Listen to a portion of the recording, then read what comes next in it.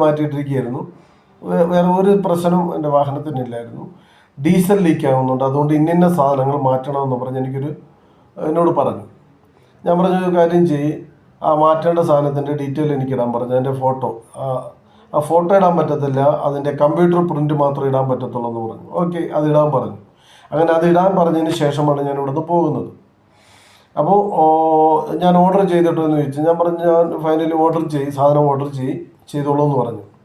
അത് ഓർഡർ ചെയ്ത് എനിക്ക് വണ്ടി ശരിയാക്കി തരാമെന്ന് പറഞ്ഞതിൻ്റെ ആ ദിവസമാണ് ഞാൻ അവിടെ ചെല്ലുന്നത്. അപ്പോൾ എന്നെ വിളിക്കുന്ന സമയത്ത് ഞാൻ പറഞ്ഞിരുന്നു ഓർഡർ ചെയ്തോളാൻ പറഞ്ഞിരുന്നു. അത് ഓർഡർ ചെയ്തിട്ടുണ്ട്. അതവർ കേരളത്തിൽ ഒറ്റ ഷോറൂമിലില്ല, പാർട്സിലൊന്നും ഇല്ല. പിന്നെ കിട്ടുന്നത് ചെന്നൈയിൽ മാത്രമേ ഉള്ളൂ. ചെന്നൈയിൽ നിന്നാണ് നമ്മൾ വരുത്തിക്കുന്നതെന്ന് പറഞ്ഞു. എന്നോട് പറഞ്ഞു 3 ദിവസം എടുക്കുമെന്ന് പറഞ്ഞു ഇത് വരാൻ. ഓക്കെ, ഞാൻ